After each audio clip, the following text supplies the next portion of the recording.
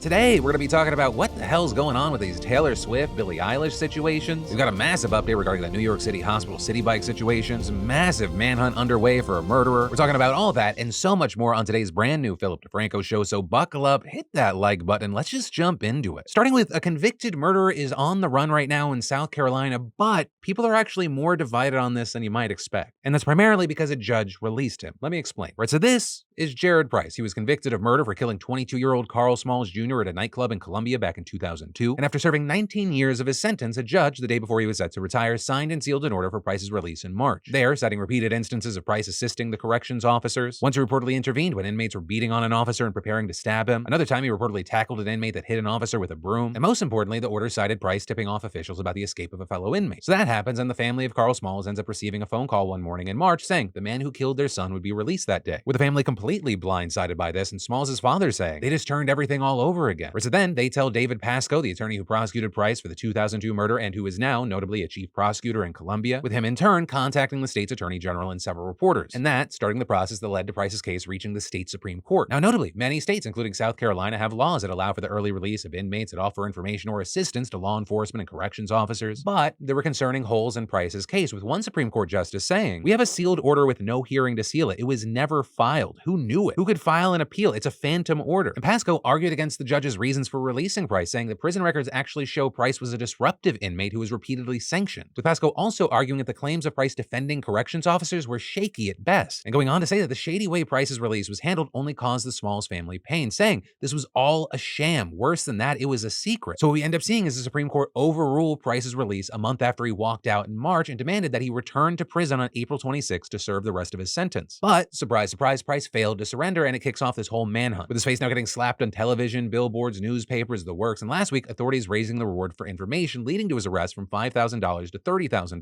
But that also isn't the end, because there's an interesting political angle to the story as well, because Price's longtime defense attorney is Todd Rutherford, the Democratic leader in the state's House of Representatives, with him also serving on a legislative committee that helps determine who becomes a state judge, which is actually a fairly unique thing to South Carolina, right? The only other state that allows a legislature to select judges is Virginia, right? And so with Rutherford being one of the several practicing attorneys on the committee, even before this, it was an arrangement that many critics say causes a conflict of interest. And so now many of those critics have latched on to Price's shady release deal in their push to overhaul the judicial selection system. And as far as Rutherford, we've seen him publicly call for Price to turn himself in, but also saying in an interview that the attention on this case has made it dangerous for Price to do so, saying, "We have labeled him a snitch for the entire world to see," something that might not go over well with the guys that he's locked up with. And in addition to all this, Price's case has caused the state to re-examine other early release deals, with Governor Henry McMaster calling on correction officials to look for similar cases, with the intent being to find just how unusual this situation is. And reportedly, the Department of Corrections found 26 other cases since the beginning of 2022 where inmates were released early for helping law enforcement in some capacity. And in one of those cases, you had a convicted murderer who had served 27 years of a life sentence, leading to a spokesperson for the governor saying, "This report highlights the need for tougher criminal penalties and confirms the General Assembly needs to act to close the revolving door on violent offenders and crack down on career criminals and illegal guns." But for now, as of recording, Price is yet to be caught. We're going to keep an eye on this story to keep you in the loop. But with this wild, wild story, I gotta ask, what are your thoughts on this? And then, it's not my fault that I hurt you, with those today not being the words of a toxic ex gaslighting you, but rather Dennis Guider Jr. Because Guider found himself in some trouble due to this thing that happened back in 2021. And we're talking about it today because the body cam footage from this incident has now been released. And so what we see go down is Officer Patrick McCarty pulling over Guider in western Iowa for a warrant in Illinois. Approaches the car, he asks Guider to step out of the passenger seat, but instead we see Guider shove the woman who was driving out of the car, and he then tries to drive off, with Officer McCarty then jumping onto the hood of the car with his gun drawn, ordering Guider to stop the car. But instead, he just speeds up, with McCarty then holstering his gun, holding onto the car for dear life, until eventually Guider hits a ditch, McCarty's flung off, and he breaks his back. And so with that, during his trial last week, Guider's lawyer had the audacity to argue, "It's not me, it's you," saying that McCarty acted against his training when he crawled onto the car and, quote, compounded the situation. To which McCarty acknowledged he was not specifically trained to climb onto a car, but saying each situation is different and certainly didn't play out the way I intended. And so what we ended up seeing was the judge ruling, yes, Guider will serve up to 5 years in prison in Iowa, separate from his sentence in Illinois, but then also going on to say that McCarty probably should have moved out of the way when Guider started moving the car. And Guider's police chief also adding that the situation will be used as a training point moving forward. And so with this, we've seen different reactions from people online. Some saying, yeah, the cop should have known better, but others saying Guider should count himself lucky, arguing once he started to floor that car, McCarty should have just shot him. And so that's why I gotta ask you, what are your thoughts here? Which side do you land on? And then we gotta talk about a huge update regarding a story we covered earlier this week, right? That being the viral video that happened outside of a New York City hospital, right? That where you had the white staff worker who Ben Crump accused of weaponizing her tears and calling her her actions dangerous? Well, according to the New York Post this morning, the lawyer for the Manhattan hospital worker who was accused of taking a city bike from a young black man who claimed that he had paid for the bike provided receipts he says shows she was the one who purchased the ride at the center of the viral incident. And the lawyer didn't just say that she rented it first. He also provided 2 city bike receipts from May 12th, which were timestamped just minutes apart, with the Post saying they reviewed it and it shows that the bike was taken out before it was relocked 1 minute later, which the lawyer said is the bike seen in the video, and saying the second receipt shows another bike being taken out a minute later from the same docking station and was the bike Marino said his client used to get home after being heckled and pressured to find a new bike by the group. The lawyer saying that what had actually happened was that after this healthcare worker wrapped up her 12-hour shift, she got on an available bike, which no individuals were on or touching, paid for it through the City Bike app on her phone. She then backed it up from the docking station when a group of 5 people approached her and claimed the bike was theirs. With the lawyer also saying one or more individuals in that group physically pushed her bike with her on it back into the docking station, causing it to relock. Right, so this is an absolutely massive update to that story, not only because that video has now been viewed over tens of millions of times, but also because of this incident, she's been put on leave. But ultimately, that's where we are right now, and we'll wait to see what else comes from this. But I gotta ask, with this update and now hearing from her side through her lawyer, what are your thoughts? And then, these Billie Eilish, Taylor Swift situations right now have a lot of people divided, though, for a number of reasons. With the first big question being, are fans crossing a line with how invested they are in celebrity relationships? Yes or no? And then if no, second situation, are the specific ways that people or the group are reacting okay? Right, and so with this, the biggest spotlight right now is on Taylor Swift. But in no way is it a secret that for over a decade, her fans and the public have been incredibly interested in her love life, though that also not out of nowhere, a lot of her work revolving around her relationships. Though we've seen her newest rumored boyfriend causing an even bigger stir than usual, because there are reports that she's dating Matt Healy of the 1975, with him reportedly having a long history of making, it's kind of a range of things, kind of either problematic remarks or just outright racist ones. And maybe you've seen headlines popping up like a situation where he did a Nazi salute on stage while singing the lyric, "Thank you, Kanye, very cool." There was also a podcast that's since been deleted where it said that he made racist comments about Ice Spice, but there also being another segment of the podcast that's still up, but I can't play it because then I'm just going to get demonetized, in which Healy discusses the porn that he watches, which includes a site that focuses on the degradation of women of color. Right, and with this, just keep in mind these are kind of like the highlight issues for people, but also on the other side, for a long time, his fans have seen this kind of behavior as just satire, right? He doesn't mean this stuff, he's just saying it to cause a fuss. But now, because of this proximity to and the spotlight on Taylor Swift, we're seeing a new round of scrutiny, especially from Taylor Swift fans who are absolutely appalled that she dates someone who has said stuff like this, with him even starting the hashtag #SpeakUpNow, which is a reference to her album Speak Now, and sharing a lengthy open letter addressed to her online, saying your voice holds tremendous power and right now your silence is palpable. Racism, anti-Semitism, and any form of discrimination have no place in our society. Staying silent about actions that perpetuate hatred and contribute to systemic oppression undermines the progress that was made towards equality and understanding. We urge you to reflect on the impact of your own and your associates' behavior. We've seen tons of fans sharing this letter as well as messages about why they feel like Taylor needs to speak out against Maddie's behavior. Some have been saying they canceled recent album orders. But at the same time, you have some saying this is a parasocial relationship that's now gone too far, with people writing things like, she's a grown woman, she can make her own decisions without thinking about pleasing the fandom every time. And it's perfectly fine to dislike Maddie Healy and to be offended, but this is just crossing a line. And with this line of thinking, of course, Taylor Swift is not alone. Right? There have been reports coming out that Billie Eilish just broke up with her boyfriend, Jesse Rutherford. And as places like the Daily Beast noted, this was welcome news for her fans, as many had taken issue with the fact that he's 11 years older than her, especially amid rumors that he first met her when she was a teenager, which is why if you hop on Twitter, there are tons of fans celebrating the news. And so that's why with all this, I want to bring us back to kind of those two main questions. Do you think what we're seeing here are fans crossing a line with how invested they are in celebrity relationships? Yes or no? And if no, what are your thoughts on these specific situations and some of these specific reactions? Right, for example, one of the arguments has been the Swift-Healy situation, that's fair game because she is such a public figure who has talked about her personal life so much in her content, and seemingly this alleged relationship would contradict the things that people see in Taylor Swift. It's all incredibly messy, and it's why I want to know your thoughts. And then, putting out a daily news show definitely qualifies as a fast-paced working environment, and thanks to the sponsor of today's show, Grammarly, or more specifically, Grammarly Go, this software is appreciated by my whole team each day, because Grammarly Go provides personalized generative AI communication assistance that accelerates your productivity and unlocks creativity. So it's perfect for all paces of productivity. Sometimes we can get creatively blocked, and you just need a nudge to get your creative juices flowing. And Grammarly Go gives amazing aid in the process, be it working on scripts or coming up with creative thumbnails day after day with Grammarly Go. I mean, even with marketing merch, we can just type in, give me 10 possible ideas for describing a hoodie, and bam, clever ideas for describing that hoodie. And my favorite part is that you can customize your preferred style of communication by setting set voice to determine how you want to sound. Or rewriting. Writing scripts and capturing the right mood, it can be a challenge. But with Grammarly Go, you can highlight the blob of text and choose from your options, make it sound more exciting or more professional. I'm telling you, you will be amazed with what you can do with Grammarly Go. You gotta check it out, so go to Grammarly.com/PhilDeFranco05 and get 20% off Grammarly Premium. And then, the internet almost changed forever today, because in front of the Supreme Court, you had 2 cases against Google and Twitter, and it was focused on whether they were liable for content posted on their platforms. And the Google case in particular specifically revolving around Section 230, which says that sites like YouTube and Twitter are not liable for what their users post and